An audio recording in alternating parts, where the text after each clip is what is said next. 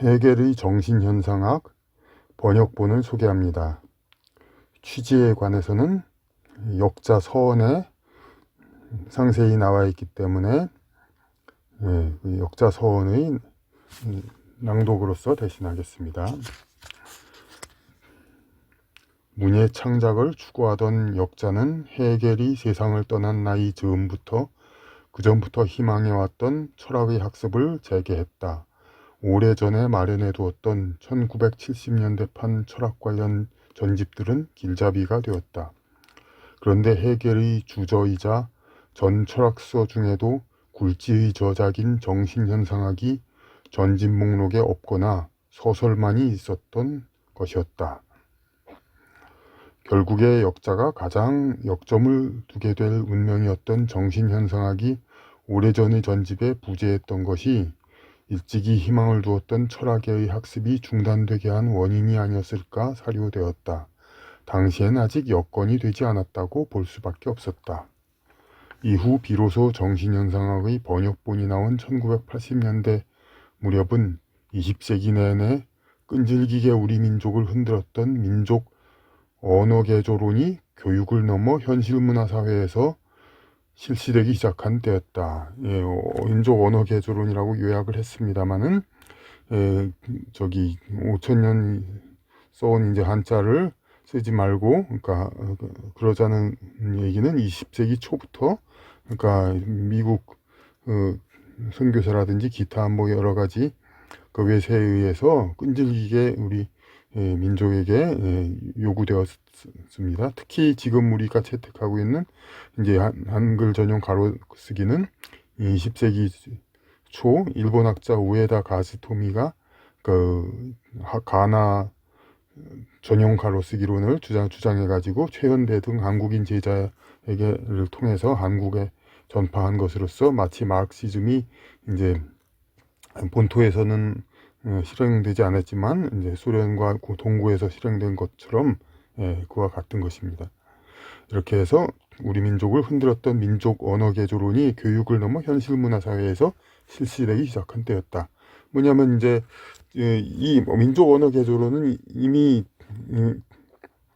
50년대 60년대 교육에도 있었고 가로쓰기 책 물론 그건 이제 현재로서는 그것보다도 이제 문자 자체죠. 이제 그 한자 쓰지 말자 이거는 70년대에도 이제 있었죠. 이제 굉장히 하지만 아직 그것은 교육의 문제였고 이제 80년대 그런 이르러서 이제 전두환 시절 때 이제 어떤 운동권을 주도한 그런 출판하는 관행의 변화 이런 것들이 있었던 겁니다. 세종대왕이 나날의 편을 주고자 세종대왕이 나날의 사용에 편을 주고자 창제했던 표기규범이 강제사항이 됨에 따라 이 말은 그러니까 세종대왕이 이제 날로 쓰매 편안케 하고자 할 따름이니라 했듯이 그러니까 한자를 이제 계속 쓰는데 뻔히 이제 그 글자를 읽는 게 똑같이 읽기 때문에 뻔히 아는데도 계속 한자를 다시 표기하는 건 사실 조금 번거롭죠. 이제 지금 이제 중국이나 같은 데서도 이제 지금은 이제 물론 타이프를 치기 때문에 그 불편이 덜하겠지만은 이제 계속 번거롭죠. 이제 그냥 또 뻔히 그 글자인 걸 아는데 간단히 음으로 표기해도 알 수가 있죠. 많이 쓰는 단어 같으면은 그러기 때문에 우리가 읽기에도 이제 편하게 하기 위해서 날로 쓰매 편안케 하고자 할 따름인 그런 훈민정음을 세종대왕이 창제했는데 이 창제했던 표기규범이 강제사항이 됨에 따라 우리 언어정보의 세밀하고 온전한 표현이 제약된 다음에야 정신현상학의 번역은 시도된 것이었다. 그러니까 뭐 쉽게 말하면 한글 전용으로 단순화시킨 거 우리 언어 표현을 그것이 강제규범이 된 상태에서 철학사상 가장 난해한 서적이라는 정신현상학의 세밀한 그 의미를 표현하려고 했던 것입니다. 그 전에 소설을 창작하면서도 온전한 표현을 가로막는 언어제약 이데올로기를 피이했던 역자로서는 해연할 일이었다. 이거 말이 좀 그렇죠. 사실 솔직히 말하면 이건 일부러 이상한 말은 아니지만 일부러 어려운 말을 쓴 말인 것입니다. 무슨 뭐냐면은 어, 언어지학 이데올로기를 혐오하고 거부감을 했던 역자로서는 해괴망측한 일이었다. 이런 뜻입니다. 그걸 그냥 그렇게 한 겁니다. 대중소설은 평이한 문장에서 이야기 흐름이 앞뒤 정황을 보아 단어의 의미를 유추할 수도 있지만 문장 자체가 독자의 상식 그 이상인 철학서에서 어휘 의미가 시종 불확실함은 우리말에만 의지하여 학습하려는 국내 학습자에게 치명적인 것이었다. 이거는 뭐 실제로도 제가 겪은 뿐만 아니라 인터넷에서 어떤 젊은 이제 철학 학습하는 분이 저하고 상의를 하면서 쇼펜하우어의 이제 의지와 표상으로서의 세계를 읽다가 예지력이란 말을 나오는데 이 예지력은 예측해서 알아내는 미리 알아내는 능력 아닌가 그렇게 얘기를 서로 했는데 그건 제가 이제 그게 아니라 이제 어떤 지혜롭게 이제 어떤 날카롭고 통렬한 지혜, 뭐 그런 예지라는 말이 다시 있습니다. 그런 뜻이다. 그런 이제 어떤 배워서 알아낸 경험이 아닌 그런 거란 걸 얘기했는데 이렇게 소설가들이나 뭐 어떤 그런 정황이 설명되는 것 같으면은 그 정황에서는 이런 단어이겠다, 뜻이겠다. 이제 똑같이 여러 단어를 똑같이 표기를 하더라도 이렇게 유추할 수가 있지만 철학은 이 자체가 상식이 아닌데 그 문장의 어떤 자체가 난해한 건데 그 문장을 구성하는 단어 자체를 제대로 확실히 안 다음에 그 문장을 알아야지 그 단어 자체도 모호한 상태에서 이 문장을 가지고 뜻을 유추할 수 있다. 그건 불가능한 거죠. 결국 외국어본을 찾아 학습을 보조할 수밖에 없었다. 그렇죠. 그러니까 이제 철학 전공 교수라든지 대학원생 이런 사람들은 독일어 그런 원본을 보기 때문에 이렇게 뭐 한글로 대강 이렇게 써도 별 불편이 없고 이렇게 의미를 추측할 수가 있겠지만은 한글 번역 소위 한글 번역은 이제 보조적인 거죠. 이제 독일어 영어 원본 이런 것들을 이제 주된 텍스트로 하고 전공자들이야. 하지만 이제 철학이 전공자들이 전유물인가? 물론 다른 학문도 다 마찬가지지만 특히나 철학 인문학은 이제 특정인이 공부해야 할 일이 아니고, 그러니까 모든 사람은 이미 다 공부해야 할 일이고 할 것이고, 전공자는 그것을 가르쳐야 하는 것을 의무로 삼아야 되는데 자기들만이 하는 특수기술로 만들려고 하니까 이게 참 아연질색할 일이죠. 한간에선 이미 우리 사회의 관행으로 쓰이는 보편적 단어는 굳이 번거롭게 한자 표기를 하지 않아도 간략한 한글 표기로 문제없이 읽혀진다고는 하나 이는 오래전에 한자로 용어를 분명히 표기한 자료가 있기에 지금 한글만으로 의미 추정이 가능한 것이다. 성경이나 다른 주요 철학서들은 용어의 의미를 책임지는 선행판본이 이미 있기에 그러한 것이다. 성경은 다 아시다시피 1956년도에 발간한 우리 성경 거기서 이제 한자에 대한 그런 것을 모든 걸 정확히 표기한 이제 판본이 있고 물론 그 이전에 판본도 있기 때문에 지금 거의 한글로만 써도 이건 그런 뜻이다라고 이제 인정을 하고 있기 때문에 된 거죠. 주요 철학서인 이제 칸트의 순수이성 비판도 이미 인류문화사판 과거에 나온 게 있기 때문에 한자로 의미를 분명히 표현한 그런 것이 있기 때문에 오늘날 뭐 한글로 도배를 해도 이제 대강 그 뜻은 짐작은 할 수가 있는 거죠. 물론 짐작으로 학문이 되는가 그거는 별개 문제이지만 대한민국 초기 학자들은 당신들은 고생해서 유학을 갔다 왔으니 후학들은 더 이상 고생해서 유학을 갈 필요가 없도록 심혈을 기울여 난해한 철학서를 번역했다. 50년대, 60년대 얼마나 나라 어렵습니까? 그런 상황에서 유학을 선진 학문을 왜 유럽의 국가들은 이렇게 부강해졌을까? 우리가 이렇게 어려울 때 그들이 학문을 배워야 하겠다는 생각으로 그런 뜻으로 유학을 가가지고 난 모르고 그냥 모르는 사람들 사이에서 예?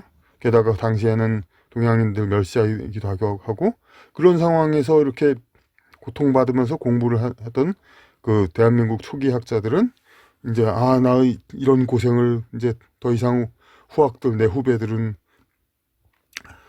지지 않도록 하겠다. 책임지지 않게 그런 고생을 하지 않도록 이제 심혈을 기울여 철학서를 번역해서 그 의미, 정보 표현력이 거의 비슷하게 되도록 원어와 유사한 거의 동등한 정보 표현력이 되도록 심혈을 기울여 난해한 철학서를 번역했습니다. 그러니까 더 이상 후학들은 그래서 그 번역본으로 국내 학도들은 학습을 해서 더 이상 유학을 나갈 필요가 없도록. 그러니까 그 여기서 이 서원 뒤에 인용한 게 있는데 그 서책의 형식을 철학 강요 서동익 번역 1975년 을류문화서를 따랐다 이런 말이 있습니다.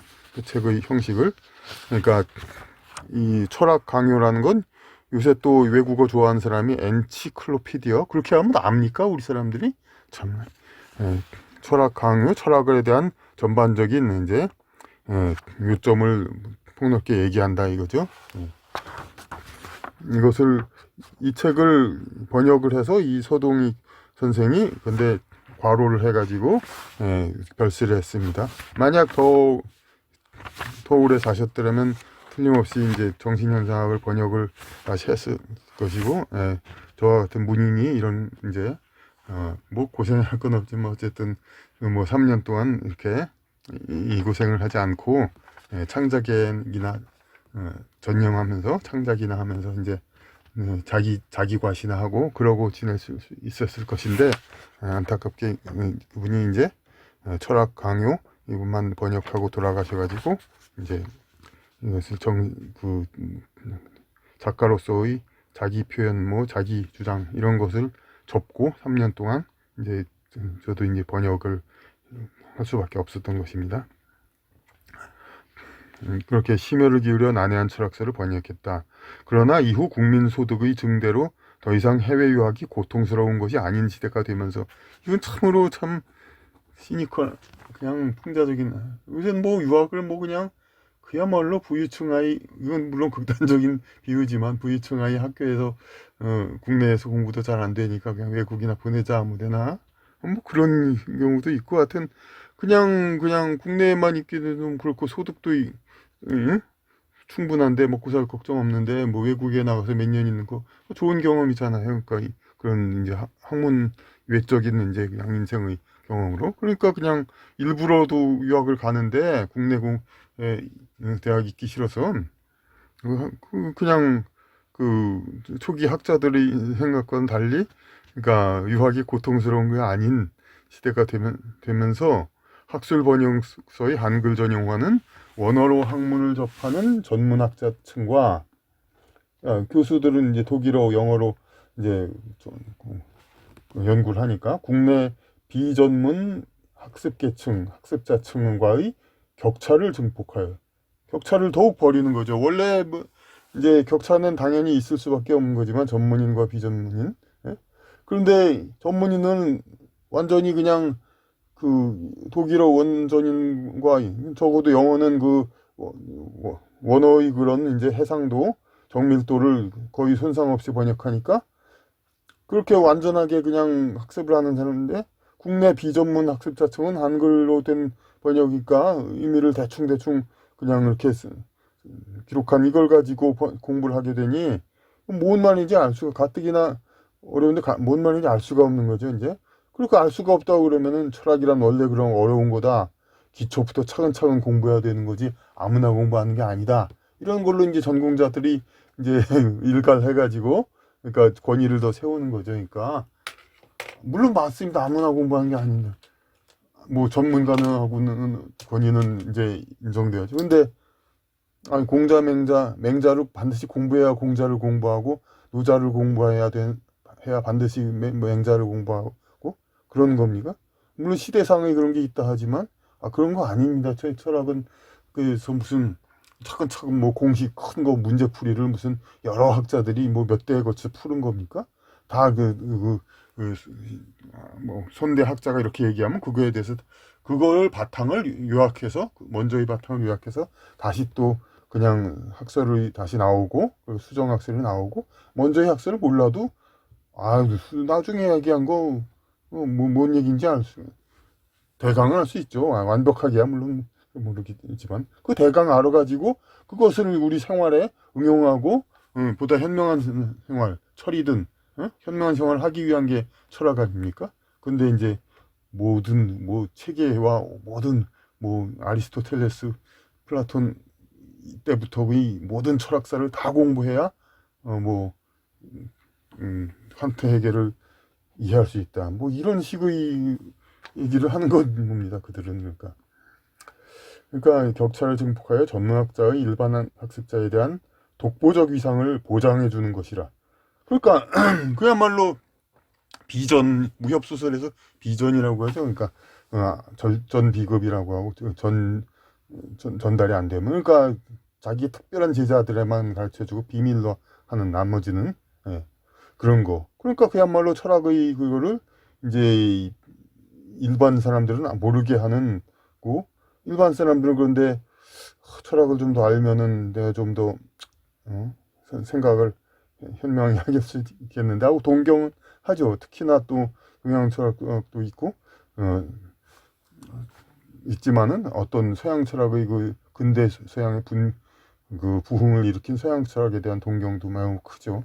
하지만 계속 그렇게 이제 국내 번역본에서 그러니까 그런 이제 완전한 의미를 주지 않는 두리뭉실한 전문가하고 격차를 크게 하는 그런 번역본만으로만 공부를 해야 되니까 이제 이 번역 전문가들은 이건 사실 다른 분야도 다 마찬가지인데 이런 현상은 이제 왜냐하면 늘 써온 사람들은 단어들을 잘 알죠. 그냥 원어들도 알고 그러니까 하지만 비전문가, 비전공자 이런 사람들은 단어들을 모르죠. 공학이나 의학, 법학 이런 데도 다 비슷합니다. 뭐 위력에 의한 성폭행 이런 얘기를 하면은 사람들은 위력이 무슨 말인지 모릅니다. 그냥 위계 질서에 의한 위력 아닌가 뭐 그런 정도로만 생각하고 법률 전문가만 합니다. 그러니까 또 모든 사람들은 법률 전문가에 대해 의지하게 되고 그렇게 그러니까 국민 법 지식은 점점 없어지고 그러는 거죠. 그렇게 해서 일반 학습자에 대한 독보적 위상을 지금 보장해 주는 것이라 무비판적으로 학자 계층에서 아무 비판이 없으니까 오늘날까지도 그러니까 왜냐하면 학자 계층한테 이익이 되니까 이런 체제가 무비판적으로 이어져 왔다. 그래서 이 번역서의 목적은 전문학자나 전공자가 아니라도 원어본이나 영어본을 참조하지 않고도 우리 글을 읽으며 정신현상의 논지 파악이 가능하도록 합니다. 그러니까 철학 전공자나 혹은 학부생 우리 성인 지성인의 관점에서 보면 아직 이제 어린 상황에서는 철학 학부생이라도 원어를 공부하니까 이제 일본인보다 유리하죠. 하지만 원어를 접하기 어려운 이제 일반인들. 근데 일반인들하고 해서 그럼 지성인이 아니냐? 그렇지 않죠. 이제 지적인 능력에서는 이제 다 어느 일정 수준을 갖춘 분들, 이런 분들이 원어본이나 영어본을 참조하지 않고도 그리고 철학에 대한 기초 지식 아니고도 이 단어들이 의미들이 분명하고 주어지는 의미가 분명하면은 이것은 무슨 말인지 완벽히 너무나도 차근차근히 이 세계가 이렇게 이루어지고 이렇게 진행되는구나 이런 것을 알 수가 있는 겁니다. 그러니까 기본 지성만 가지면 특별한 전문학자나 전공자가 아니라도 이것을 정신현상학을 접할 수 있도록 그렇게 정신현상의 논지 파악이 가능하도록 합니다. 이겁니다. 증경에 이것도 괜히 어려운 말 썼었죠. 증경에 일찍이 뭐 그런 거 요전에 그런 일이 있었다. 증경의 역자의 시도에 관해서 우리 언어의 문제의 동지적인 사도 제가 그쪽 얘기했던 그 언어 제약 그런 거에 저와 이제 뜻을 같이 하는 그런 어떤 모 교수님이 하고 얘기를 했죠. 이런 이제 번역을 진행하고 이제 모든 단어 어휘를 분명히 표현하려고 한다. 그러니까 그분 말씀이 전문 용어를 제외한 나머지 단어들은 한글로 표기하는 것이 좋지 않냐. 그러니까 즉자, 대자 뭐 이런 이제 완전한 철학 용어 같은 건 강조하기 위해서 한자를 쓰는 거 그분도 당연히 이제 동의를 하지만 찬성을 하지만 그냥 뭐 그냥 아까 그냥 이 단어 표기 뭐 이런 견해 이런 말들도 이제 본문에 나오죠. 그냥 이제 참조하지 않고도 참조 이런 철학 용어가 아닌. 근데 그것까지도 그런 것들은 그냥 통상 언어니까 한글로 하는 게 좋지 않냐 그런 말씀을 들었죠. 동지적인 분한테도. 그러나 같은 단어로 해도 경우에 따라 한자 혹은 한글로 다르게 표기함으로써 얻는 표현상의 효과도 문학인으로서 알고 있지만 그렇죠. 물론 이제 대부분의 문학인이라는 자들이 현재 한국에 무조건 한글 뭐 이렇게 해가지고 간략화 표현으로 이제 그걸로도 훌륭한 문학을 할 수 있다 뭐 그렇게 생각하고 있으나 사실이 그 서양 세력이 갖다 주는 노벨상도 받았으니 뭐 할 말 없죠. 그런데 그렇죠. 또 사실 훌륭한 작품 만들 수 있습니다. 한글 순한글 어떤 단순한 표현으로도 앤디 워홀이라고 있지 않습니까? 그 앤디 워홀의 마릴린 monroe 그림이라든지 여러 가지 그 작품들 굉장히 비싸게 거래되고 있죠. 근데 보면은 이제 색깔 몇 개 안 쓰죠. 예, 그렇게 그걸 색깔 몇 개의 색깔로도 훌륭한 작품은 할 수 있습니다. 그러니까 그런 분들은 그런 재능 있는 이제 미술가는 계속 몇 개의 색깔로 이제 제한된 색깔로 작품을 창작하면 되는 것이고 역시 또 그런 재주 있는 사람 제한된 어휘로 이제 문학을 창작할 그런 재주 있는 분들은 그렇게 하면 되는 겁니다. 문학인으로서 알고 있지만 어디까지나 글이 기교의 관점이다. 이게 기교가 뛰어나면은 이제 제한된 상태에서도 잘 할 수가 있죠. 서커스나 뭐 여러 가지 그런 거 보면은 이제 어떤 제약된 조건에서 놀라운 이제 결과를 나타내는 그러한 기교들이 있죠. 이제 그런 것을 잘하는 이제 기술자들은 그걸 하면 됩니다. 그런 거 하면 됩니다. 학문을 위한 서술은 모든 의미를 표현하는데 한치의 애매함도 잊지 말아야 할 것이라 비전문 용어도 예외로 두지 아니하였다. 예, 비전문 용어, 일반 용어도 간혹가다 뭐 다른 게 있으니까, 그러니까 뭐 그러니까 사상이란 게 철학에서 이제 우리가 흔히 말하는 생각 사상도 있지만은 그 상이 형상해가지고 사는 버리다 해서 상상을 버리다 그런 말도 있고 또 다른 것도 있지만 여기서 일일이 다 얘기는 못하고 그러니까 그리고 일반 용어에서도 예, 같은 단어 같은 표기인데 여러 가지 다른 해석을 할 가능성이 뭐 많지는 않겠지만 10% 내지 5%는 있을 수가 있습니다. 그러니까 이 관점이란 말 이런 것도 뭐 어떤 볼관자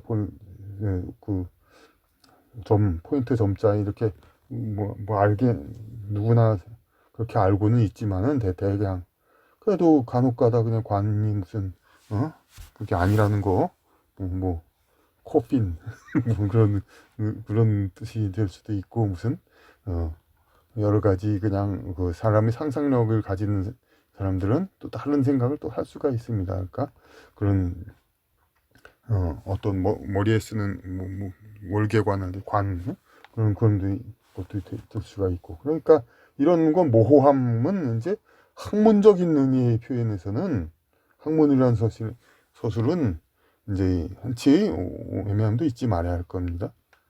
학문적 서적의 필자는 사용어휘 전반의 의미에 분명한 책임을 져야 된다. 그러니까 사용어휘 의미에 분명한 책임을 져야 한다. 이것도 또 중요하죠. 그러니까 그 한자를 쓰는데 간혹 틀리게 표기할 수가 있으니까.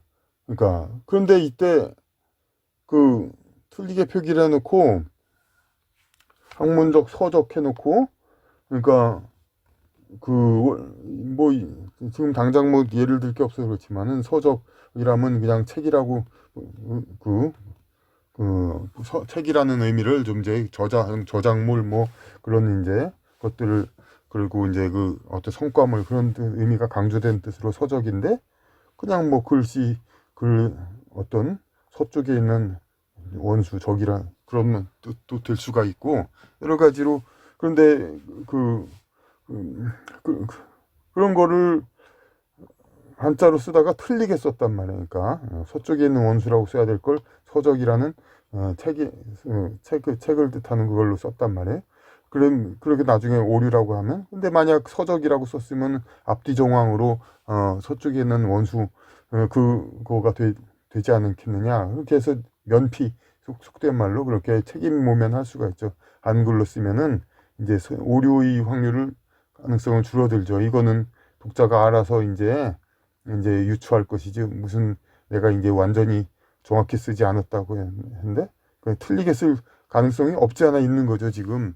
그러니까 하지만 그거에 대해서 필자가 사용어휘정의 의미에 책임을 져야지, 이것을 그렇게 책임을 안 지고 한글로 쓰면 사상이란 말을 아까 그 두 가지 의미가 있지만은 그냥 그걸 실제로 지금 많은 철학서를 이렇게 쓰고 있으면 사상이라고 써가지고 독자가 알아서 그 두 가지 뜻 중에 하나를 봐야지. 근데 실제로는 그러니까 앞에 생각사자 사상이어야 할 곳에 이제 그 벌일사 형상상의 사상을 갖다 붙일 수가 있습니다. 그러면 경우에는 그렇게 해서 필자가 틀릴 수가 있죠. 산자를 틀리게 쓸 수가 있죠. 이런 위험을 덜기 위해서, 모면하기 위해서 그냥 한글로 사상해가지고 독자가 둘 중에 아무거나 앞뒤 정황을 봐서 보라. 이거는 무책임한 거죠. 이건 그야말로 대중 날라리 소설가들이야 그럴 수도 있지만은 학자가 이렇게 한다는 거, 이건 진짜 있을 수가 없는, 학자적 양심으로서 있을 수 없는 일입니다. 한자의 이건 뭐 별 필요 없는 얘기지만, 한자의 거부감을 가진 독자는 여기서 이 책을 서가에 돌어놓고, 그러니까 이제 교보문고 그런 데서 이 책을 꺼내 봤는데 그냥 뭐 이래, 이거 뭐 한자 도배돼 있네, 이거 보기 싫다, 그럼 돌아놓으면 됩니다. 그리고 어떤 책을 고르면 되냐면, 어리석은 백성에게 정신현상학을 가르치기 위하여 한글로 쉽게 쓰여진 다른 책을 고르기 바란다. 그러니까 한글로 써서 쉽게 쓰여져 가지고 정신현상학을 쉽게 이해할 수 있으면은 뭐 이해하면 됩니다. 다시 또 그 다음에 원어를 다소 접하면서 우리말 표현을 고민해본 학인이라면, 이거는 이제 독자층을 위한 얘기하고 좀 다른 얘기죠. 독자는 이제 한국어를 가지고 그야말로 영어나 독일어 보지 않고도 공부하도록 하기 위함이 취지라는데, 이제 다른 사람들 이제 일종의 이제 제외하나 이제 그냥 양심적인 학자들, 그런 사람들과 관련해서 하는 얘기입니다.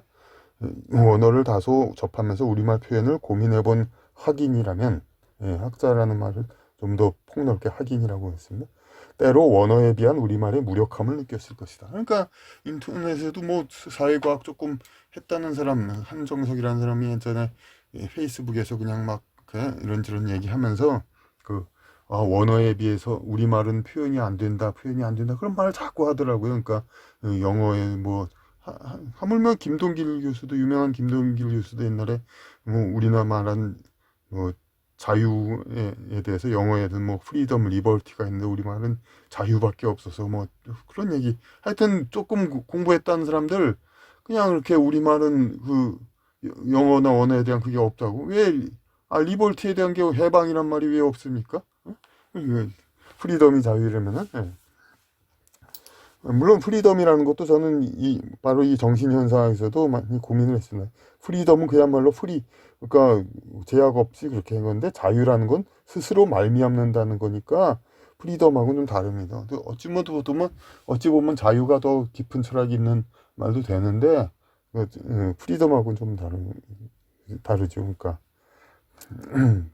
언어에 비한 우리말의 무력함을 느꼈을 겁니다. 그러니까 그런 무력함을 느꼈다고 해서 그런데 그냥 자기의 우리 국어에 대한 그에 대한 그런 폭넓은 그런 것이 없으면서도 그 지식이 부족.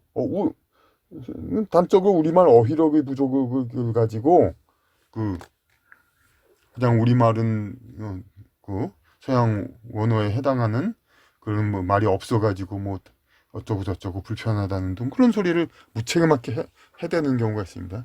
그런 경우는 별도고 어쨌든 우리말 그런 생각을 안 가지려고 해도 원어에 비해서 우리말의 무력함을 느꼈을 것이다. 그렇게 그건 현실입니다. 비단 어휘량과 문장 구조의 문제뿐이 아니라 우리말 표현의 특징적 기능인 조사도 그 다양성이 부족하여 원어를 담아내기 벅참을 느낀다. 그러니까 원어 어휘와 그 뭐 영어의 그 시스테매틱한 이제 관계대명사, 부정사 뭐 그냥 다양한 수동태 이런 아주 과학적이고 수동이 아니라 그러니까 수동태 그런 이제 체계적인 그런 구조에 비하여 좀 느슨하고 우리말이 그리고 조사로 다양한 느낌 뉘앙스 표현을 하긴 하는데 는이가 이런 게 다 다르지 않습니까? 약간씩 그럼에도 좀 쓰다 보니까 참 부족하다는 게 조사도 부족해요. 뭐 뭐뭐에게 뭐뭐에의 근데 무슨 누구 에의라는 말도 뭐 어떤 사람은 일본 비슷하다고 쓰지 뭐 말자고 하지만 그거 말고는 진짜 별 다른 게 없습니다. 뭐뭐에의 혹은 이제 여러 가지 이것도 저것도 이런 것도 있는데 이것 도라는 거는 또 이게 어떤 는는 수동태냐 주격 조사냐 목적격 조사 또 구분이 없기 때문에 그것도 참 그렇고 여러 가지 그 조사도 만능이 아니라는 거 그걸 커버하지 못하는 이거죠. 이러한 문제를 극복하려면 구미 언어에 비한 우리말의 근본적인 차이를 직시해야 된다. 이제 요 앞에 말은 이제 그런 이 번역을 위한 동기와 그런 이제 취지 이런 걸 얘기했습니다만 여기서는 좀 그냥 주장 학설이죠. 일종의 언어적인 학설. 이러한 문제를 극복하려면 구미 언어에 비한 우리말의 근본적 차이를 직시해야 한다. 구미 언어는 문장 구조가 발달하여 같은 단어도 문장 속의 배치 상태에 따라 어휘 전송이 논리적으로 일어나 같은 어휘량으로도 표현이 풍부해진다. 예. 그러니까 이 책의 주된 말인 이제 가이스트 스피릿 이제 정신이라고 번역하는 이 말도 경우에 따라 많이 다르고 그러니까 그 어떤 문장 구조에 따라서 그러니까 그 변화 그 분위기와 그런 것 변화들이 많이 있습니다. 그러니까 이 영어에서 화이트하우스라고 있죠. 우리가 뭐 흔히 백악관이라고 부르는. 근데 화이트하우스는 비닐하우스는 뭐 그레이하우스고 그냥 화이트하우스하고 가볍게 부르면 그냥 그야말로 하얀 비닐집 그런 것도 됩니다. 화이트하우스. 하지만 그 화이트하우스라고 얘기하는 건 저기 참 무게감 있는 표현 그 대통령 집무실이라고 하는데 어떤 그런 이제 가볍게 말하는 화이트하우스가 아니요. 같은 화이트하우스라도 이제 비닐하우스에서 그냥 그 그레이하우스, 화이트하우스 얘기하는 거하고 대통령궁 가가지고 그 화이트하우스 말하는 건 다르죠. 이제 스피커에서 우리 전축 스피커, 이어폰, 컴퓨터 스피커, 뭐 이어폰 이렇게 스피커하는 거하고 미국 하원 국회에서 스피커, 마담 스피커, 뭐 미스터 스피커, 뭐 그렇게 말한 거하고는 무게감이 다르죠. 마치 이제 한글로 이제 한자어 여러 한자어를 한글로도 앞뒤 정황으로 구분할 수 있다 이렇게 주장한 사람들이 아마도 이거를 보고 똑같은 말이 이 구미 언어 우리가 많이 아는 건 영어니까 영어에서 이제 이렇게 정황에 따라서 이렇게 막 의미의 무게와 그 뉘앙스가 달라진 이런 걸 가지고 우리도 그렇게 하면 되지 않느냐. 그냥 전혀 다른 단어를 이제 같은 한글로 표기한 것까지도 그렇게 막 혼동을 한 거죠. 그런 영어의 그런 이제 어떤 똑같은 그 이제 그 겉 형태를 가지고서도 형상적인 언어를 가지고 화이트하우스니 스피커니 이걸 가지고도 상황에 따라서 무게감이 다르고 이제 뉘앙스 어떤 게 달라지는 그런 영어의 그런 것이 우리 비교적 경직화되어 있는 우리 언어 체계가 그걸 따를 수 있을 것으로 착각을 하는, 착각이 아니라 물론 그 사람들은 뭐 우리 언어를 망치고 결국엔 영어를 쓰게 하려는 것이니까 뭐 그런 것까지 추측할 필요는 없습니다. 이제 같은 어휘량으로도, 그러니까 중요한 말이라서 다시 하겠습니다. 구미 언어는 문장 구조가 발달하여 같은 단어도 문장 속의 배치 상태에 따라 어휘 전성이 논리적으로 일어나, 어휘 전성이 논리적으로 일어난다는 겁니다. 앞뒤 정황으로 대충 뭐 이렇게 때려 넣어서 그냥 이렇게.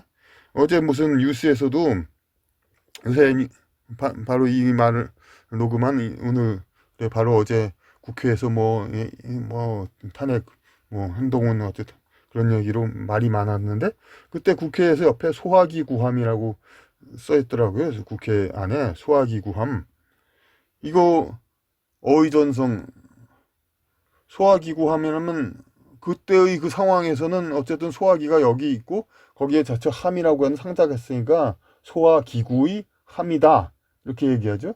근데 언뜻 볼 때 이건 뭡니까 이거?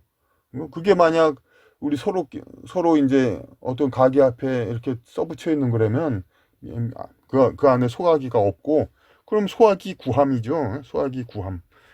그런 식으로. 그런데 이거는 어휘전성이 논리적으로라는 게 아니라 그야말로 뭐 무대뽀 그냥 때려 맞추는 그런 거죠. 그러니까 그 여기 경기 시흥 이쪽에 고속도로 어째 동시흥 분기점이라는 게 있는데, 예, 이런 것도 이제 정황에 따라서 동쪽 시흥에 이제 분기 갈라지는 곳이다 이렇게 고속도로 그게 나와 있지만은, 이거를 이제 다른 인터넷 사이트나 무슨 그런 데에서 보면 동시 흥분 기점 뭐 이래 가지고 이제 그런 전혀 다른 뜻으로 동시에 흥분한다는 거, 뭐 이걸 누가 또 뭐 띄어쓰기를 해야 된다 그러지만, 띄어쓰기는 글을 좀 편히 읽기 위해서 보조는 되지만은 이거 공백키로서 의미를 부여한다 이거는 말이 안 되고, 정보과학적인 이제 시대에 축약해서 표현하는 그런 정보과학 시대에 맞지 않는 겁니다. 그런 이제 표지판 이런 데서 일일이 띄어쓰기를 하는 거 현실적으로도 곤란하고 이제. 하여튼 이런 동시흥분기점이니 이런 것들에 대한 이런 건 어휘전성이 아닙니다. 이제 혼동하면 안 됩니다. 이건 전혀 다른 이제 그 언어의 그냥 그 옛날 속어로는 통밥이라고 하죠. 이제 그냥 때려 맞추는 거, 그런 것으로 의미를 해석하는 것이지. 그러니까 어휘전성이라는 그 숭고한 의미, 그거하고는 전혀 다른 겁니다. 어쨌든 간에 영어는 이렇게 같은 단어도 어휘전성이 논리적으로 일어나 같은 어휘량으로도 표현이 풍부해진다. 그러니까 가이스트 스피릿이 항상 그 상황에 따라 달라진다 이거죠. 하지만 한국어는 문장의 구조가 그들만큼 합리적으로 발달하지 않아서, 문장의 구조가 합리적으로 발달하지 않음을 솔직히 얘기하는 겁니다. 어휘 전성이 그들만큼 효과적으로 되지 않습니다. 그래서 가이스트 스피릿을 정신이라는 한 단어로 줄곧 번역하기는 자연스럽지 않은 것이다. 예. 정신이란 말 자꾸 정신 하니까 그냥 한글로 정신하니까 정신이란 마음 얘기하는 거다. 마음이란 뜻인데 정신이란 좀 이렇게 좀 뭐 그냥 무게 있게 쓰는 건가 그런가 보다 생각하는 거죠. 그들 언어보다 비교적 경직한 단어 의미를 가진, 일단 단어가 만들어지면 그 자체의 의미이지 이렇게 막 이렇게 상황에 따라서 유도리 뭐 융통성 있게 이렇게 자꾸 어떤 뉘앙스가 변해지는 그런 말이 아니라는 겁니다. 그냥 경직한 그런 우리말은 같은 원어에 대해서도 상황에 따른 다양한 어휘로 대처해야 할 것이다. 예. 물론 이런 말이 뭐 제가 뭐 처음 뭐 100% 처음 뭐 주장한 건 당연히 아니죠. 많은 번역가 분들도 생각했던 겁니다. 옛날에 원초적 본능 영화 베이식 인스팅크트인데, 그것도 이제 기초적 충동 뭐 이렇게 얘기할 수도 있죠. 예?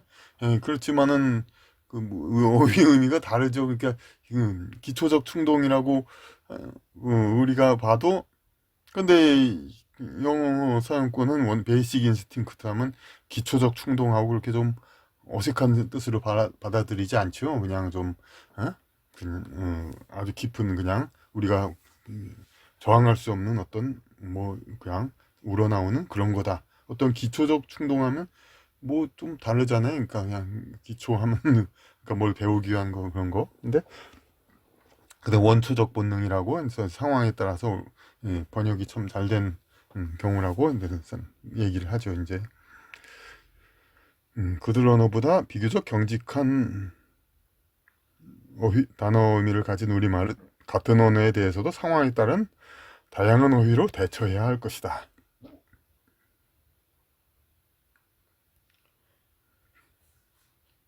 예, 이거 제대로 읽었는지 잘 몰라서 다시 보겠습니다. 하지만 한국어는 문장의 구조가 그들만큼 합리적으로 발달하지 않아서 어휘 전성이 그들만큼 효과적으로 되지 않는다. 가이스트, 스피릿을 정신이라는 한 단어로 줄곧 번역하기는 자연스럽지 않은 것이다. 그들 언어보다 비교적 경직한 단어 의미를 가진 우리말은 같은 원어에 대해서도 상황에 따른 다양한 어휘로 대처해야 할 것이다. 단어와 어휘, 우리도 혼동해서 쓴 사람들 많이 있는데 단어는 하나의 단어고 어휘는 여러 단위 집단적으로 말하는 그런 거죠. 어휘. 그러니까 지휘라는 말도 이제 무리를 지도한다, 가리킨다 이거죠. 가르친다, 인도한다. 휘는 무리입니다. 어휘는 말 언어들의 집단입니다. 어휘로 대체할 것이다.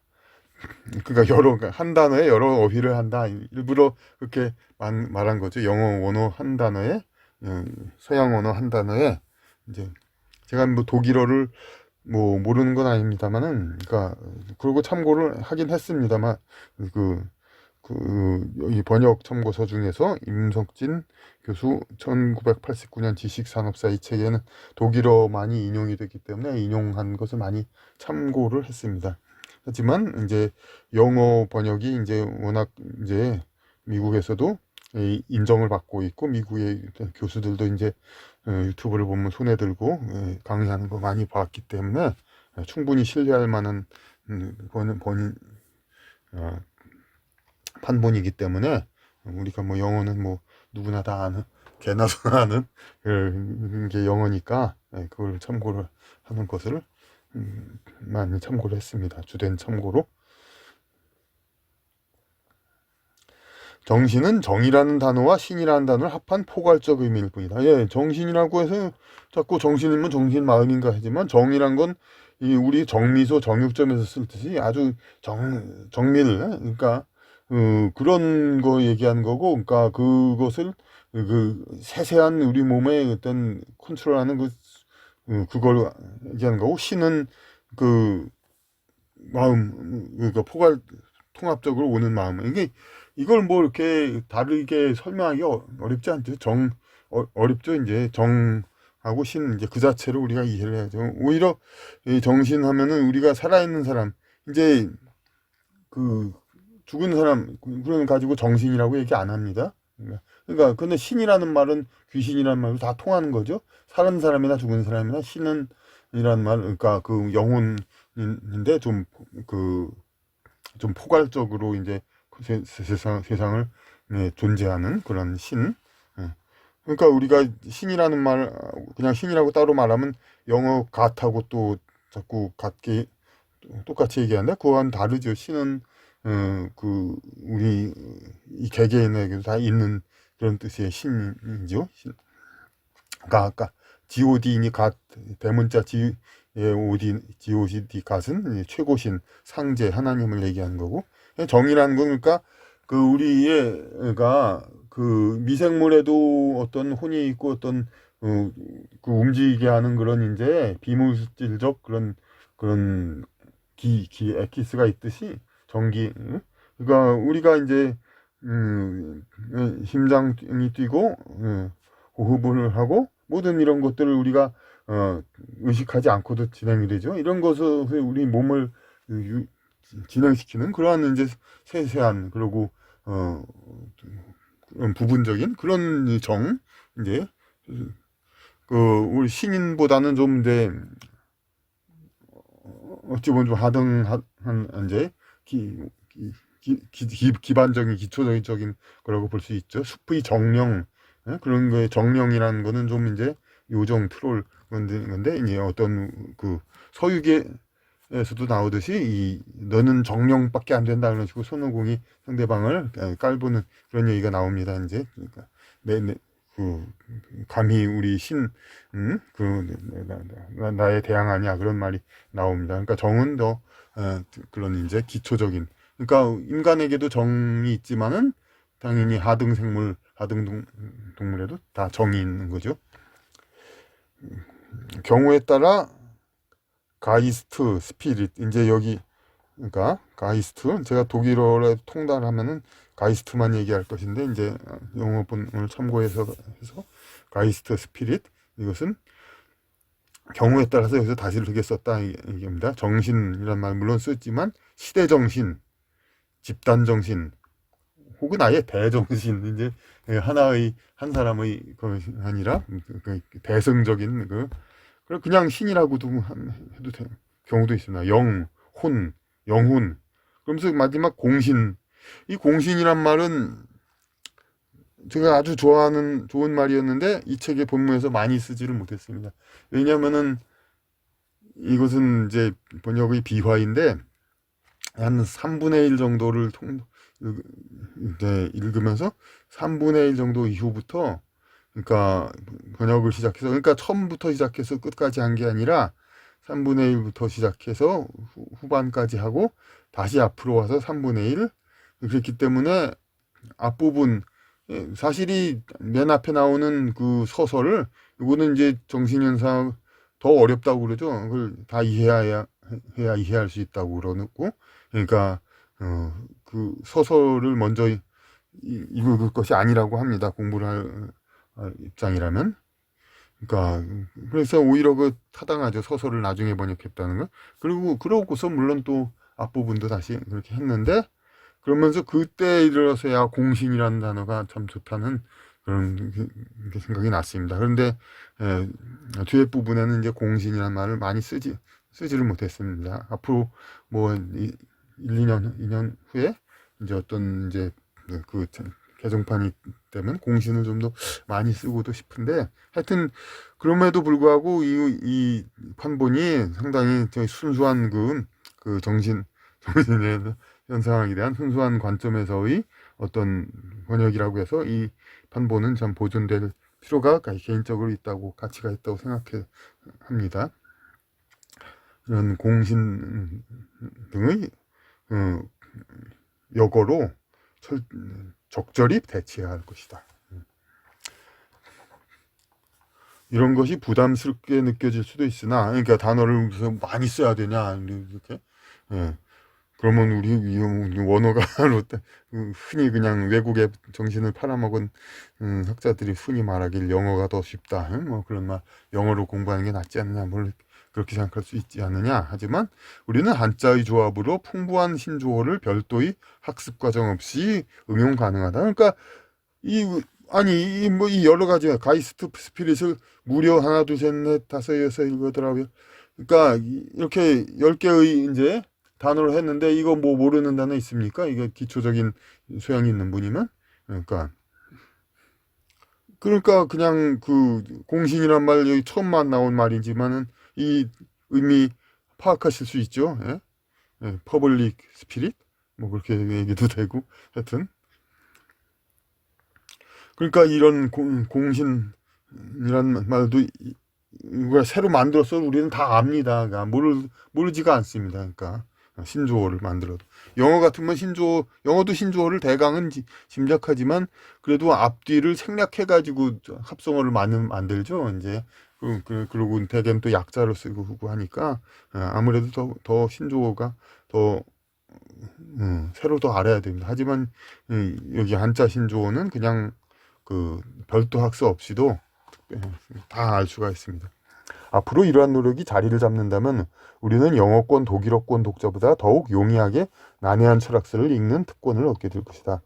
상당히 포괄적인 그 뜻이 있는 건데, 그야말로 정신현상이 난해하다 중에서 그 난해함을 이렇게 만드는 이유 중에 하나가 바로 그 사실이 해결도 분명히 그렇게 생각했겠지만 했을 것에 틀림없지만 그 루돌프 스타이너 그 신지학 쓴 사실 신지학 그과 그 오컬트 사이언스 이제 여러 가지 관련 책들을 썼죠.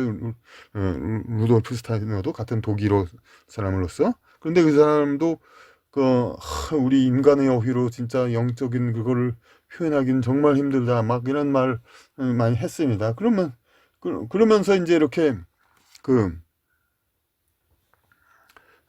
그러면서 이렇게 썼는데 그 예를 들어서 가이스트 영어 가이스트 그러면 그만하고 영어에서 혼과 영혼이라는 뜻을 말하는 건 소울과 스피릿입니다. 그 소울과 스피릿은 그런데 좀 어원이 다르죠. 소울이란 말은 어미 변화가 없죠. 근데 스피릿은 스피리추얼리티 막 다르죠. 그러니까 어원이 다른 거 아마도 그러니까 스피릿은 저기 라틴어 계열이고 소울은 우리가 흔히 말하는 그런 고유어 앵글로 색슨어일 것 같기도 하고 그렇습니다. 근데 그 소울이 뭘 가리키냐 스피릿이 뭘 가리키냐 정확히 정해 있지가 않습니다. 이 어떤 근데 영과 혼은 그러니까 의미가 영이란 말하고 혼이란 말은 어원이 같은 이제 그 언어권에서 나온 말이니까. 그러니까 소울과 스피릿은 어감은 물론 좀 다르지만은 그 마치 마음이나 영혼이란 말이 서로 다른 있는 것처럼 그러니까 이것 말고는 게 별로 이렇다 할 그런 이제 영혼을 지칭한다는 단어가 별로 없습니다. 하지만은 영과 우리말에는 영과 혼 외에도 그 정신 그리고 무슨 그 정신도 있고 혼백이라는 거 백도 있고 여러 가지 뜻이 훨씬 더 풍부하죠. 그러니까 이 풍부한 어휘로 어휘는 이 한자 하나하나도 다 한자입니다. 어휘입니다. 더욱 이제 그 어휘 전성을 해서 알아듣는 원어를 갖다가 번역자가 좀 더 애를 써가지고 그야말로 경직성 있는 고정된 우리 어휘로 그냥 그거를 낱낱이 분명하게 표현할 수가 있는 거죠. 이제 정신 스피릿이 영을 가리킨 경우냐, 혼을 가리킨 경우냐, 신을 가리킨 경우냐, 이렇게 이걸 분명히 밝히면은 이것은 철학서도 훨씬 더 쉽게 우리가 이해할 수가 있죠. 물론 이 본문에서도 상당히 노력을 했습니다만은 앞으로 많이 노력해야 될 거라고 저는 이제 보고 있습니다. 그러니까 그래서 소위 문예 작가 이건 문예 작가란 말은 많이 썼던 말인지 모르지만 제가 예전에 명함을 하면서 이제 소설가니 뭐 그런 소설가란 말은 저는 그렇게 크게 뭐 싫어한다기보다도 이 전형적인 소설가라기보다는 좀 그러니까 소설가라면 되게 어떻습니까? 그냥 10대 20대부터 좀 더 사회 체제에 좀 반항도 조금 하면서 리버럴하게 살면서 글을 쓰고 특히 우리나라 경우는 이제 어떤 형식적인 그런 이제 그 전통적 가치 이런 거 존중 그런 거 별로 없이 리버럴하게 지내면서 대개는 또 한글 그런 거에 대한 신봉을 많이 하면서 그러면서 지내는 그 대중의 취향에 따르기도 하면서 뭐 술 좋아하고 뭐 담배 옛날에도 그런 말을 들었습니다. 담배 피면 더 소설가답지 않느냐 그런 말도 하고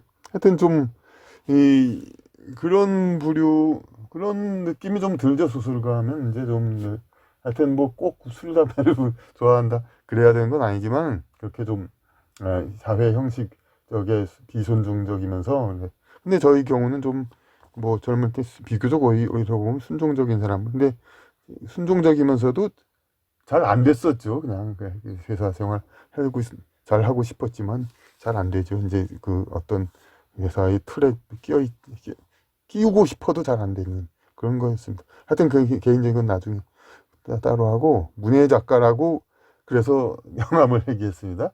글로서 이제 아티스트, 예술 창작하는 것처럼 작가라는 건 사실 뭐 작가란 보통 뭐 글 작가를 많이 얘기하지만 화가들도 다 그들 사회에서 작가라고 합니다. 사진 작가 그런 분들도 다 작가고 이제 작가라는 건 그리고 이 기회에 더 얘기하는 건 만드는 사람입니다. 근데 유시민 씨 같은 사람이 요새 뭐 작가라고 하는데 그건 좀 말이 안 됩니다. 왜냐하면 그 사람이 무슨 정치인이고 정치 평론가라고 솔직히 얘기하면 되지. 예? 평론가는 하기 싫은 거죠. 정치인은 더 이상 못하니까 평론가 쪽팔리다 이거죠. 정치 평론가. 그렇다고 뭐 학위를 받은 학자도 아니고 그러니까 뭐 작가라고 하는데 작가 저술가라고 하는 좋은 말이 있는데 책을 물론 냈으니까 어떤 가볍게 생각하면 또 작가라고 할 수 있지만 아니 작가는 창작 미술가 예술가 현실 사회에 없는 거를 가공해서 만드는 사람들입니다. 근데 정치평론가나 저술가는 사실에 입각한 이야기에 바탕을 두고 그러니까 그거를 학문적 서술을 한다든가 그런 거죠. 이제 그런 뭐 그냥 작가라는 게 뭐 대단한 거 당연히 아니죠. 뭐 문예지에 1, 200만 원 주면은 다 작가 되는 거고 그냥 아무것도 아닌데 어쨌든 간에 이제 쓸데없는 것도 많지만은 그런 거 만드는 사람을 얘기하는 거고 이제 존재하는 것을 어떻게 다루고 그러는 경우에 속하는 건 아니죠. 하여튼 그냥 그런 듯한 얘기고 그래서 어쨌든 문예작가란 말을 썼고 소임은 주어진 임무는 그 나라 그 민족의 언어를 살리고 발전시키는 것이다. 그러니까 뭐 소설가는 반드시 안 그럴 수도 있습니다. 우리 언어가 지금 국민 독서력 최하, 국민 문해력 최저, 국민 독서율 최하, 우리 그러니까 독서율 최하 언어적 교양이 없으니까 그 제 용량에 맞지 않은 제 자기의 두뇌 용량에 맞지 않는 그 지식 수준이 없으니까 그 그릇에 물을 약간만 다 채우지 않고 약간만 들어가면 출렁거리죠. 정서불안정입니다. 국민 대다수가 그러니까 최근에도 이제 그 대통령 탄핵 엊그제 탄핵됐지만 그런 얘기도 하지 않았습니까? 그런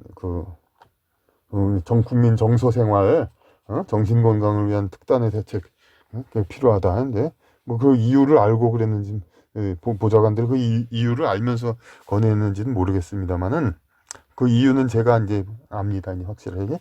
그러니까 뭐 자기 언어 표현 수준, 자기의 생각은 자꾸 많고 이런저런 생각 이제 그 인간이란 건 뭐 윤회라든지 기타 등등 여러 이유로 그러니까 여러 그냥 주변의 자기 정신을 간섭하고 이런저런 생각들이 많이 나게 마련인데 그것을 제대로 이제 안정되게 고정시켜줄 언어가 없으니까 그냥 헷갈리고 혼동되고 불안한 겁니다. 이렇게. 그러니까 이 나라 아까 주장 얘기하다가 말이 옆으로 간 거네. 이렇게 이 나라 언어 국민이 정서불안, 정신 건강이 아주 위험 단계 이런 상황에 있는데 이것이 바로 그러니까 문예 작가의 책임이다 이거죠. 근데 소설가도 그 외 범죄에 포함되지만 뭐 그러더라도 노벨상 받지 않습니까? 마치 이제 전쟁 난 나라의 대통령 수상이 이게 노벨 평화상 받는 것처럼 이제 소설가는 어쨌든 간에 그 민족의 언어를 망치고 그 나라가 독서율 최저 그 나라 민족의 언어가 거리를 봐도 온통 영어로 바뀌고 나라 언어가 소멸되는 상황이 되어도 노벨상을 받으니까 소설가는 소임이 아닌지도 모릅니다. 어쨌든 간에 포괄적 의미의 문예 작가의 소임은 그 나라 그 민족의 언어를 살리고 발전시키는 것이다. 이겁니다. 물론 제한 없는 상상추사의 기회가 있는 상상추사 어려운 말 아닌데 추사 상상묘사네요. 제가 다 잘못 읽었네요. 상상묘사 상상을 하고 묘사하는 거 이건 평이한 단어죠. 네. 상상을 해가지고 묘사하는 거. 그러니까 우리 눈으로 본 걸 묘사하는 게 아니라 소설이나 그런 시 같은 거 이제 그런 거는 자기가 상상한 거를 묘사한 거잖아요. 그러니까 더 자유롭고 더 어휘의 생성 표현, 이제 여러 가지 그것이 더 풍부합니다. 그러니까 이것이 더 언어를 개발에, 그 나라 언어 개발에 프론티어 역할을 해야 되는 그것이 맞습니다. 그러니까 그런데 물론 우리나라의 경우는 그게 언어 표현 제약의 기능으로 뭐 어떤 토속어라든지 무슨 사어 발굴 그런 거 이외에는 별로 그렇게 효과를 갖지 못하고 있습니다만은 어떤 상상 묘사라는 그 기회가 있는 문학이 어휘와 문장 개발의 주된 소재이긴 하다. 그러니까 상상을 해가지고 막 묘사하는 이게 얼마나 대단한 특권이고 위대한 인간이 가질 수 있는 그냥 특권입니다. 그 창조의 권리입니까? 그래가지고 이제 새로운 단어를 만드는 거 이거는 굉장히 중요하죠. 그러나 그것만이 전부가 아니다 이거죠. 그러니까 우리 역사상 문장가를 봐도 뭐 김부식, 삼국사기, 문열공, 김부식, 연암, 박지원 이런 분들이 역사적인 문장가 아닙니까? 역사서이고 그 저기 기행문이죠. 열하일기. 뭐 상상을 꼭 동원한 건 아니죠. 그럼에도 최고의 문장가이죠. 그러나 그 나라 국어의 전반적 격상을 위해서는 관념적 철학도 중요한 소재가 된다. 예. 관념 철학에 대해서도 이렇게 문장을 개발해야 된다 이거죠. 이 책에서의 용어는 사전적 관용적 의미보다는 한자 각각의 의미를 살려 해석해야 할 것이다. 예, 이거는 따로 그냥 일러두기로 할 말인데 이 책에서 뭐 앞에 말과 그렇게 연관된 거 아닌데 꼭 연관될 것처럼 얘기했네요. 어쨌든 그 관념적 철학은 그래서 언어를 개발을 한 거니까 그러니까 그냥 이제 여기서 당장 예를 들 게 많지 않지만은 그 관념이란 말 자체도 이제 그러니까 우리가 보면 관념이라는 말을 그냥 쓰지만은 보는 생각이죠. 보는 거 그런 생각이고 주관 견해. 그리고 이 책에서는 그 흔히 개념이라고 번역한 거를 진념이라고 번역했습니다. 알지자. 왜냐하면 영어 본에서 노션이라고 해서 컨셉트하고 다릅니다. 진념. 이거는 알고 있는 거, 우리가 아는 지식을 생각하는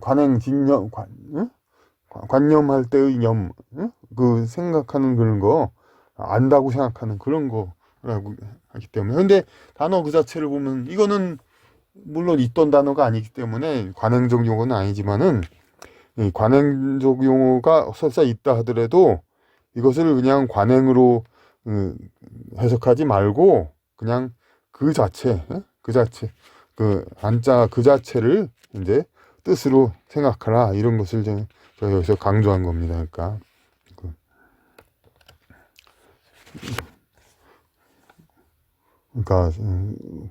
관용적 이런 것도 관용이란 말로 네, 뚫어서 사용한다. 늘 그냥 일관되게 쭉 이제 어떤 관성에 의해서 사용한다 이런 뜻을 분명히 하라는 그런 얘기입니다. 통상적인 거, 그러니까 통상적인 거로 그냥 이렇게 이해하다 이런 얘기하면 이해를 하다. 그냥 우린 그냥 알았어 이해했어 그렇게 혹은 그냥 그 사람의 사정을 양해했다 뭐 그런 얘기지만 이해를 그렇게 생각하지 말고 다스릴 리의 이성 있잖아요. 그러니까 어떤 이성에 따라서 풀이해가지고 알았다 그런 뜻으로 우리가 이해 그 자체를 알아야지 관행적인 이해하다 이렇게 하면 안 돼.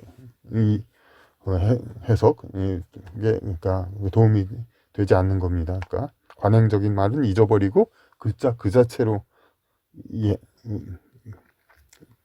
해석하라. 바로 그렇기 때문에 모든 단어를 한자로 표기한 것일 수도 있죠. 그러니까 글자 그 자체를 표기하고 관행적인 우리 사회에서 쓰는 거 그런 거는 그다지 생각하지 말라는 겁니다.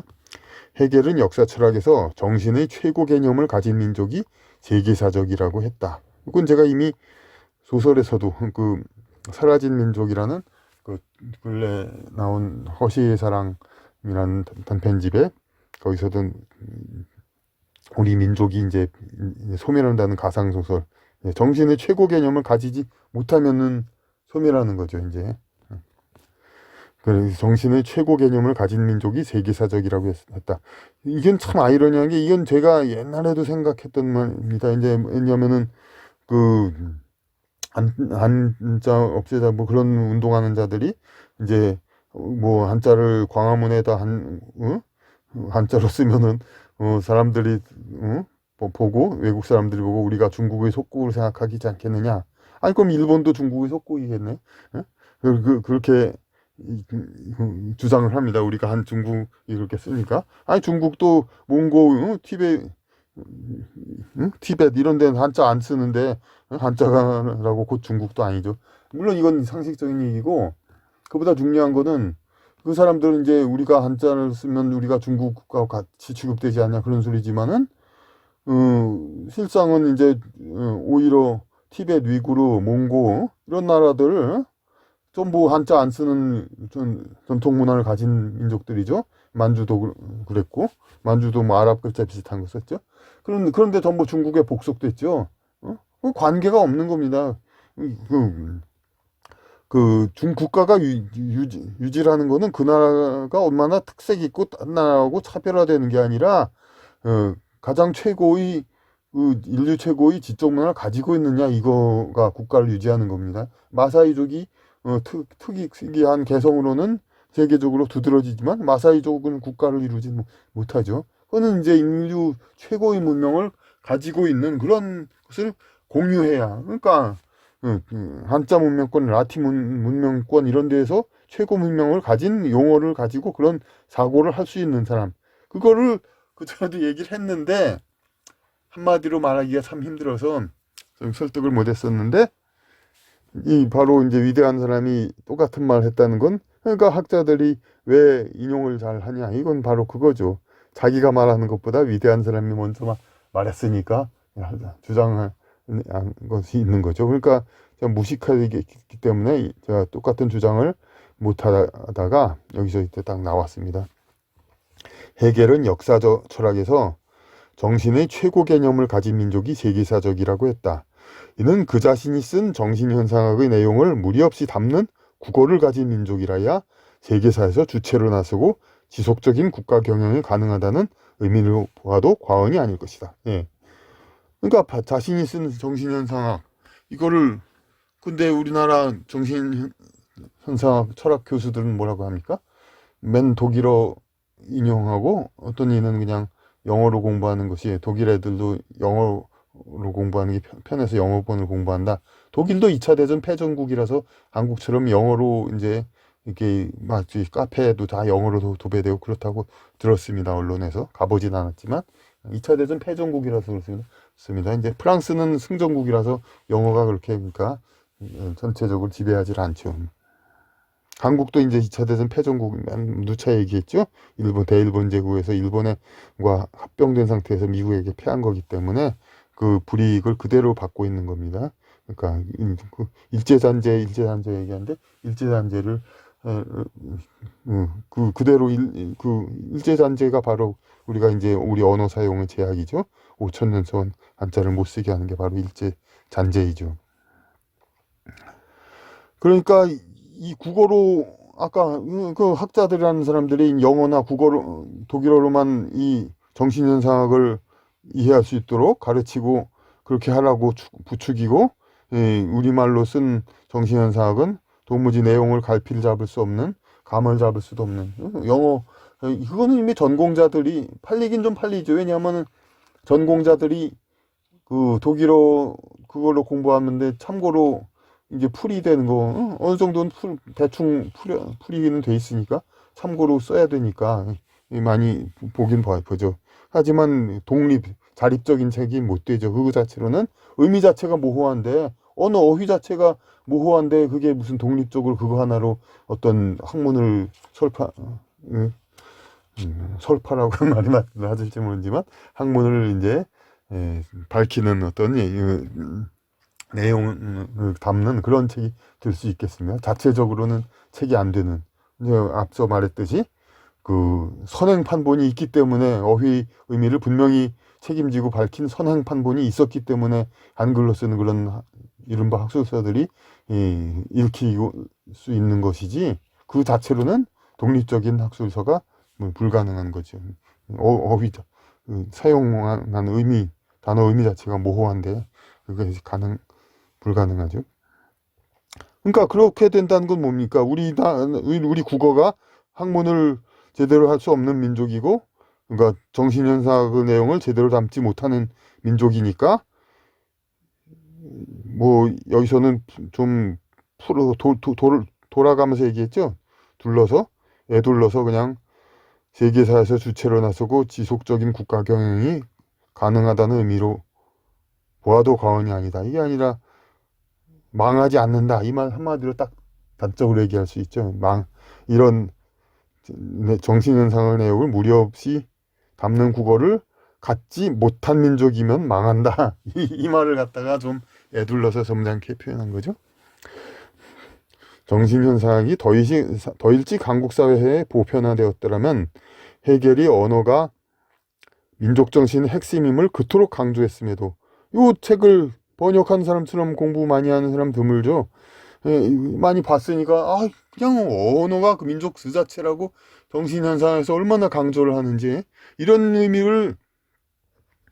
근데 정신현상학을 공부한 옛날 독일 공부한 사람들이 왜 그걸 못했나? 물론 아까 선각자들은 그걸 학자들은 의미를 알고, 그러니까 심혈을 기울여 번역했는데 미처 정신현상을 번역할 때까지 이르지 못했고, 여건까지 이루지 못했고, 그보다 이제 후에 집필되었지만은 헤겔로서는 오히려 난해성은 아무래도 덜한 그 철학 강요, 이것을 번역한 상황에서 그쳤죠. 이제 그랬는데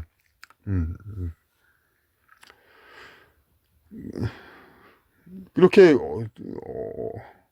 언어 그 자체가 정신현상학에서는 언어 그 자체가 민족이다. 그러니까 언어가 변화되면 민족이 변화되고, 언어가 없어지면 민족은 망하는 거 그 자체입니다. 그냥 무슨 K-팝이니 K-무비를 해가지고 그냥 영어로 쓴 가요하고 영화들 성행한다고 세계에서 본다고 그거면 됩니다.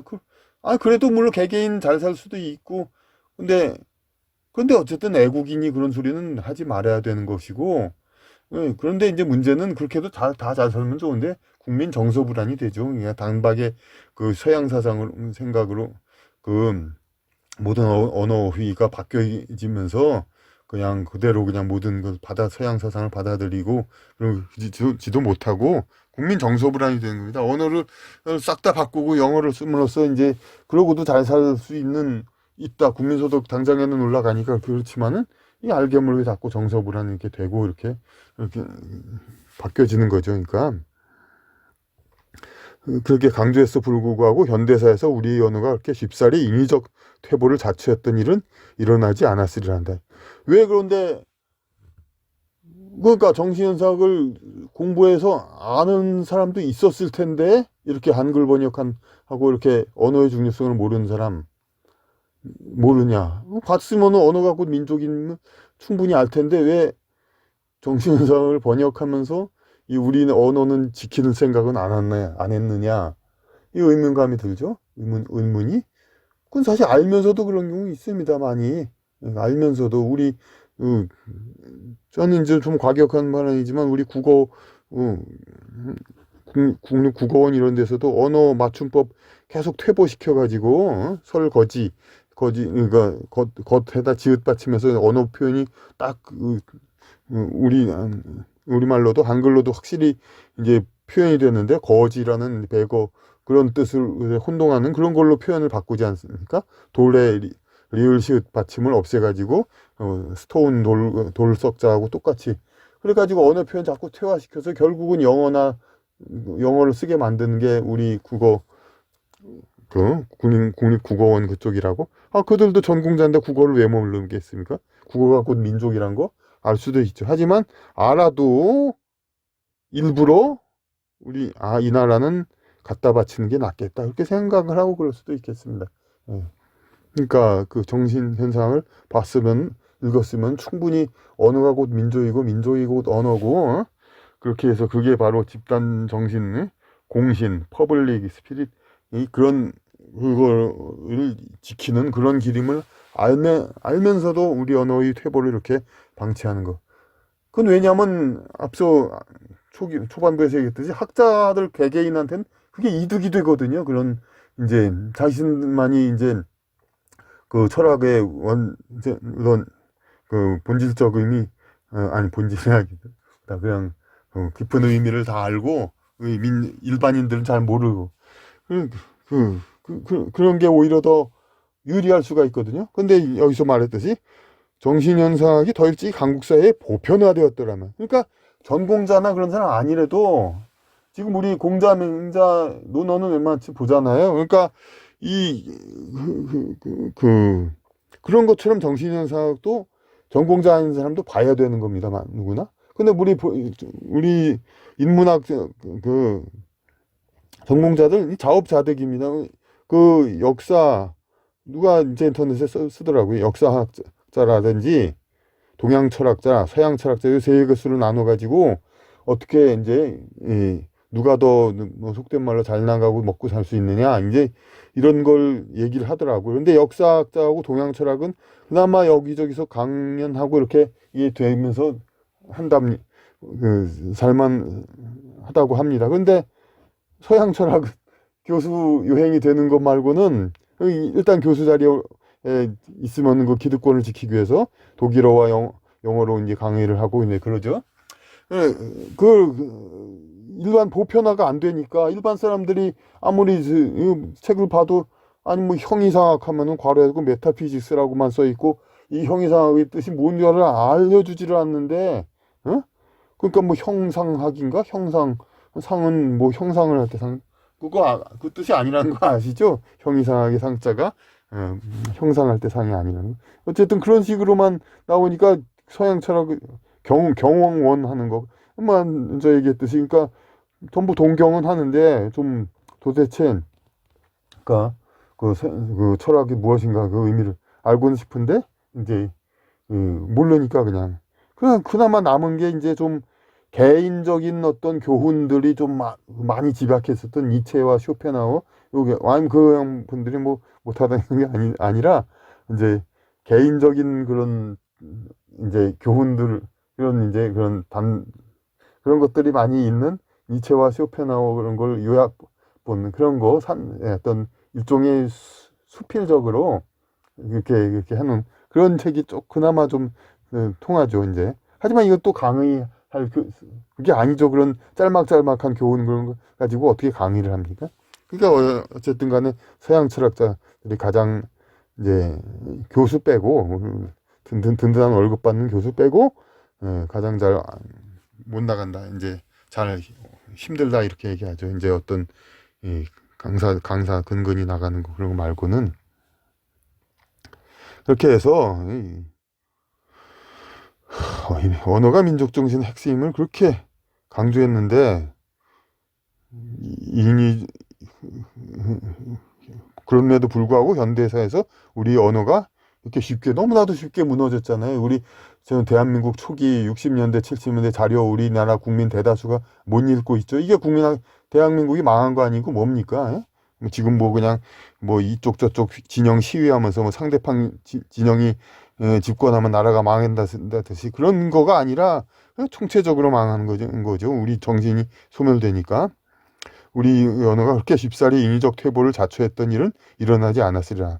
보편화되었다는 건 그러니까 우리 일반 지식인들 철학 전공자 말고 일반 지식인들도 다 정신현상학 정도를 다 그냥 교양서 속된 말 교양서 그냥 손에 들고 다니면서 그냥 누구나 펼쳐보는 거. 지금 이 책이 지금 사람들은 딴 소리가 많겠지만 60년대 70년대 교양서에 나왔더라면은 교양서들은 그냥 속된 말로 좀 현학적이고 난 좀 지식인다 젠체한다 아는 체한다 이렇게 그런 욕도 먹는 지식인들이라면 이 책을 다 읽었더라면은 그냥 우리 언어가 그렇게 중요하는구나 이건 결사적으로 막아야겠구나 아무리 미국의 압력이 강하고 뭐 그렇다 하더라도 막아야겠구나 했을 텐데 그렇지 않고 이렇게 언어의 중요성을 모르기 때문에 이렇게 쉽게 그냥 불과 몇십 년 사이에 5,000년 좀 과장이라도 2,000년을 지켜온 우리나라 언어가 이렇게 무너져 버리는 거죠. 그랬던 거죠. 마지막 말입니다. 응당 여하의 고로 수년의 자기 학습을 경과한 다음에야. 참 중요한, 이건 자책하는 말입니다. 당연히 저라고 해서 이게 박사라고 해서 수준으로 전부 이걸 다 100% 이해하고 강연하고 그렇게 그럴 그럴 자격이 못 되죠. 그래서 여하의 고로 제가 바로 쓴 이 책으로 제가 다시 공부를 해야 되는 겁니다. 이거로 몇 년 공부해야 됩니다. 그래서 완전히 알고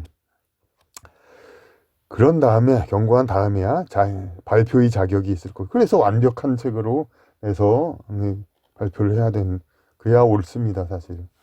그럼에도 불구하고 앞서 말한 대로 지금 현행 시중에는 이 책보다도 더 모호하고 더 잘못되어 있는 언어로 학습자, 순수한 열의가 있는 학습자들을 이제 우롱하고 오도하는 그런 상황에서 미루기가 참, 그동안 3년 동안도 얼마나 진짜 그냥 그 기적입니다. 저처럼 성질 급한 사람이 어떻게 참고 이제 버티면서 책을 써왔는지. 경고한 다음에야 발표의 자격이 있을 것임을 알면서도 강호재현의 강호에 널리 있는 이제 그 현명한 분들의 편달, 채찍질. 아니 이걸 번역이랍시고 당신 했어? 이걸 이미 인터넷에서 한 여성분으로부터 그런 지적은 받았습니다. 하지만 그건 제가 또 반박은 했습니다만은 그분이 뭐 너무 젊고 이제 어린 분이라서 제가 그냥 좀 그렇게 얘기했습니다만은 뼈 아프게 받들어야 할 그 편달을 당연히 있죠, 많이. 그런 걸 편달을 서둘러 차용하고서 빌려서 받고자 미숙 상태로 다 익지 않으면 그야말로 밥도 뜸을 드렸어야 되는데, 그래야 맛있게 드셔야 되는데, 이 드시는 분들이 이건 뜸이 덜 들이고 이건 좀 뜨거운 물 좀 더 붓고 어떻게 해, 이건 좀 어떻게 돌솥에다 더 넣어야 되지 않느냐, 이런 따가운 질책을 서둘러 듣고자 내놓는 졸수, 그야말로 묘수나 신의 한 수도 아니고 졸속한 수를 양해 명서를 구한 것으로 이 말씀을 끝맺는 바입니다. 2004년 11월 달에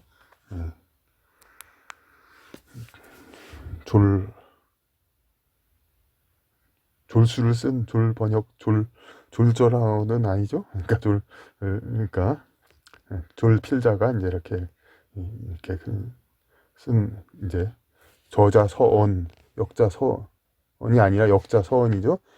보통 서문이란 말로만 쓰지만 이 책은 원래 서문이 있고 또 서설이 있는데 서언이라고 이제 따로 이제 그냥 말하는 건 넋두리한 거지, 이걸 뭐 서문이나 서술이라고 할 게 있겠습니다. 그러니까 그냥 역자에 불과한 사람이, 그러니까 주장을 말했다 이겁니다. 이 말을 듣고 많은 앞으로 지도 편달을 바라면서 이 말씀을 마칩니다.